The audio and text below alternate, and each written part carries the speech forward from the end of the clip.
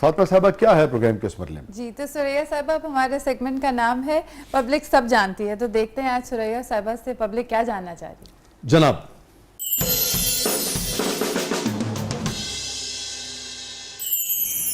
अस्सलाम वालेकुम मैम सुरैया, मुझे आपसे ये पूछना है कि आप मुल्तान से बिलोंग करती हैं और आप बहुत सारे बड़े शहरों में भी माशाल्लाह परफॉर्म करती हैं। आपका आना जाना लाहौर, कराची जैसे शहरों में रहा, तो आपने कभी सोचा नहीं कि आप मुल्तान से बाहर किसी और शहर में शिफ्ट हो जाएं? बहुत दफ़ा मैंने इंटरव्यू दिए, अखबार वाले आए, जंग और डॉन और ये पाकिस्तान सब यहीं रहे और वो कॉन्फ्रेंसें हुई जैसे प्रेस कॉन्फ्रेंसें होती हैं। ठीक है जी, मैं रह जाऊंगी, यहीं रहूंगी। दूसरे दिन खबरें आ गई जी, सुरैया यहीं आ गई हैं, सुरैया मुल्तानी का कराची में रहेंगी। और मैं वो उधर खबर आ रही और मैं मुल्तान में आ पहुंच चुकी हूँ। मुल्तान नहीं छूटता आपसे। हाँ, असल में ये है कि मुल्तान रगों में, खून में दौड़ता है। वाह। मेरे बच्चे, क्योंकि 250 साल पता नहीं, इससे भी ज्यादा हो गए हमें रहते हुए वहां पर, और अल्लाह ताला ने मुझे जहां भी भेजा मुल्तान से भेजा। ये उसकी रहमत है मेरे अल्लाह की। मैं ये कहती हूँ कि मैंने कोशिश नहीं की कि मैं जाऊं, उसकी कोशिश से, उसकी रहमत से मैं मुल्तान से ही गई हूँ। मैं समझता हूँ आपका बड़ापन है, कमिटमेंट है और प्योर आर्टिस्ट होने का एक ये सबूत है। कोई हर्ज भी नहीं है अगर आदमी किसी वजह से मूव करे, मगर बहरहाल ये जो आप वाला रवैया है ये बहुत ही खाल खाल पाया जाता है और बड़ी कमाल की बात है। मुझे देखिए, इसलिए आपकी बहुत ही गैर मामूली ताज़ीम भी लोग करते हैं। मुझे याद है एक तकरीब में यूसुफ रज़ा गिलानी साहब भी मौजूद थे, आप भी उसमें थी, और मुझे बड़ा अच्छा लगा कि गिलानी साहब ने जिस फराखदिली के साथ और जितने खुलूस के साथ आप की तारीफ़ की, आपका ज़िक्र किया, आपकी तौसीफ़ की, एहतराम किया, तो गिलानी साहब का भी कद, मैं समझता हूँ कि उस दिन जितने भी वहाँ महफिल में लोग थे वो उनका भी कद बड़ा हुआ कि हमारे जो सियासतदान हैं उनमें से ऐसे भी लोग हैं जो अपने आर्टिस्टों का इतना एहतराम करते हैं। तो लोग आपकी रिस्पेक्ट करते भी, सबका एहतराम करते हैं, उनकी आदत है। जनाब।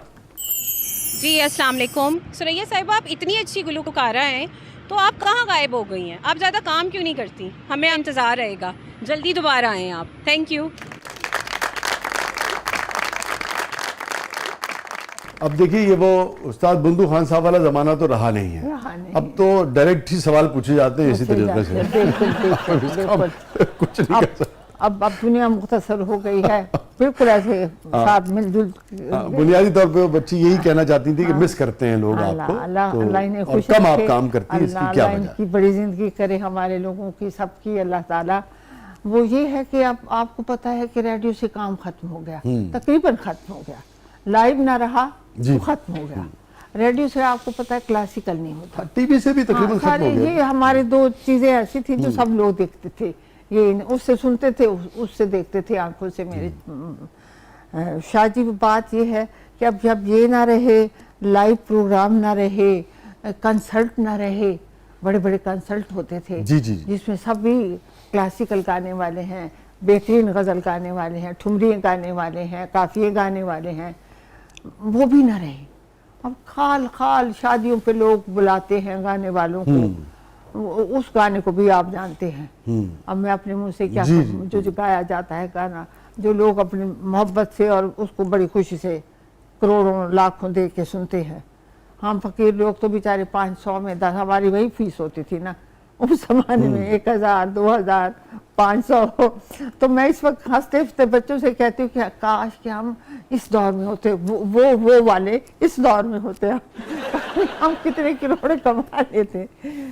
ये एक बात है बस कि अगर कोई जरिया हो, कोई वास्ता हो, कोई रास्ता हो, तो तब तो बंदा चल सकता है। नहीं तो फिर ये खुद ब खुद तो नहीं गा सकता, पकड़ के ढोलक या डुगडुगी पकड़ के गाता फिरे सड़कों पे, ये तो हो नहीं सकता ना मेरी। ये आप सही कह रही हैं। ये बल्कि जब हमने ये शुरू किया तो हम अपने मिजाज के मुताबिक जो आर्ट के लोग हैं उनको इनवाइट करते हैं।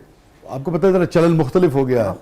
तो हमारे जो इदारे के सरबराह हैं, चेयरमैन हैं चौधरी अब्दुल रहमान साहब, तो वो मुझे एक दिन कहने लगे एक दिन इसी तरह से अच्छा वो सपोर्ट करते हैं कि ठीक है भाई, उनके पेश नज़र ये नहीं होता है कि कोई चीज़ बिक रही है नहीं बिक रही है, वो इस बात से एग्री करते हैं कि कंटेंट जो है वो अच्छा होना चाहिए, अच्छे लोग आने चाहिए, जो भी वो इदारा कर सकता है हमारे साथ खड़ा होता है। तो इसी तरह के जब कुछ लोग आए तो एक दिन मुस्कुरा के मुझे कहने लगे बिल आखिर आपने इसे रात गए बना ही दिया। तो हम एक रात गए एक शो करते थे। तो ये बात दुरुस्त है कि हमारे मीडिया ने जो हमारी क्लासिकल जो हमारी म्यूज़िक था हमारा, या दीगर जो इस तरह का हमारा म्यूज़िक था, उसके लिए गज़लें, उसके लिए स्पेस बिल्कुल ही तकरीबन ख़त्म कर दी है। और इतना कुछ हो रहा है, मगर उस म्यूज़िक के लिए, गज़लों के लिए या म्यूज़िक का ये जो जॉनरा है उसके लिए कोई स्पेस नहीं है आर्टिस्ट के पास कि वो, हालांकि उसके सुनने वाले आज भी हैं। मैं इसलिए कभी कभी उनकी तौसीफ भी करता हूँ इस हवाले से, जो चौधरी अब्दुल रहमान साहब हैं, कि आज भी चलिए कम से कम इदारों में ऐसे लोग हैं या ऐसे ओनर्स हैं जो कि उसको सपोर्ट करने के लिए तैयार हैं। वो चाहते हैं कि ये चीज़ होनी चाहिए, स्पेस देते हैं, क्योंकि उसकी कॉस्ट होती है, उसकी कुर्बानी होती है जो सबको कहीं ना कहीं मिलके देनी होती है। जी ये साहिबा, आजकल का ये जो म्यूज़िक है, रैप और रीमिक्स वगैरह, आप इसको कैसे देखती हैं? और अगर कोई रैप सॉन्ग हो तो आप गाना चाहेंगी? बहुत अच्छा सवाल है, बहुत अच्छी बात है भाई। आजकल का जो म्यूज़िक है उसमें ये है कि अच्छे गाने वाले भी हैं, बहुत अच्छे, और जो मुझे पसंद है। कौन कौन से गाने वाले आजकल आपको पसंद हैं? आजकल के बस यही जो अपने हैं, राहत फ़तेह अली खां हैं, शफ़क़त अमानत अली है, और वो जावेद बशीर साहब मुझे बहुत पसंद है। सच बात है, मैं कह रही हूँ, बहुत सुर में, बहुत पक्का, बहुत अच्छा गाता है वो। और बाकी रहा मेरे गाने का, अगर कोई अच्छा होगा, मेरे लाइक का होगा तो ज़रूर गाऊंगी। तो इसका मतलब है कि अगर कोई ऐसा गीत तख्लीक हो जिसमें रैप भी हो और आपके लिए भी गुंजाइश हो, आपको पसंद हो, तो आप करेंगे? अभी वो कह रहे हैं कि बे वो कैसे मैं गाऊंगी शायद। ਤੁਸੀਂ ਵੀ ਸਟੇਜ ਨਾਲ ਤੇ ਭਾ ਲਗੇ चट थी मैं नहीं, वो तो देखिए नौजवान बच्चे कुछ करेंगे ना, आपसे ये कहा जाए कि भाई आप अपनी तर्ज का करें और उसके साथ मिक्स करें। बेटे मुझे देखे, मेरी उम्र को देखे, मुझ पे रहम करें। आप गाए मैं सुनूंगी, और मैं जो गाऊं टूटा भजा वो आप सुनिए, जो आपका टूटा भजा होगा वो मैं सुनूंगी, मगर इकट्ठे ना करें। चलिए साहब, अच्छा आगे बढ़ने से पहले ये बताइए कि ये आप ने तो बड़े गुलाम अली खान साहब को भी आपने फरमाया, आपने देखा। और ये इसका मतलब है कि मेहदी हसन खान साहब के साथ, गुलाम अली साहब के साथ, नूरजहां साहिबा के साथ तो आप लोगों ने इकट्ठे बहुत परफॉर्म किया होगा, सफर किया होगा। इन तीनों जो बड़े हमारे लेजेंडरी लोग थे, कोई खास बात इनकी आपको याद आती हो? मारिशिश में एक थिएटर है जो कोई 900 साल पुराना है, 1200 साल या 900 साल पुराना है, तो वो उसकी हर साल या दूसरे साल वो उसकी समझे ऐसे बरसी करते हैं, ठीक। तो उस पे फिर दुनिया भर के जा चुके हैं लोग, ताइफे लोग, चाहे बजाने वाले, चाहे डांस करने वाले, चाहे गाने वाले जा चुके हैं। उस दफ़ा हमारे 72 में, 72 में है ना, 72 में हमारा हम लोग सब गए। उसमें मेहदी हसन साहब भी थे, मरहूम वो तुफैल नियाज़ी साहब, इतना बड़ा गाने वाला, वो भी हमारे साथ थे, मैं भी थी, और वो बल्कीस खानम थी, उनकी हमशीरा थी, बच्ची थी, वो भी उनके साथ गई। वो जो है मारिशिश जो है ना, तो हमारे सफ़ीर कहते थे कि यहाँ पे जिस तेज़ टेम्पो में ये लोग खुश होते हैं इस बात। तो जब सेट हुआ कराची में, तो हमारे ये फैज साहब उसके डायरेक्टर थे, आर्ट काउंसिल के डायरेक्टर थे। सब चीज़ उन्होंने सारा सेट किया, सब बनवाया सब। और एक ड्यूट था मेरा और नियाज़ी साहब का, बल्ले बल्ले निटोर पे जाते थे। वहाँ हमने जब पहला आइटम ये एंट्री हुई ना, चल पड़ा जिस दिन हमारा शो चलना था, 3 शो होने थे उसके, क्या उसका नाम है, 6 बजे से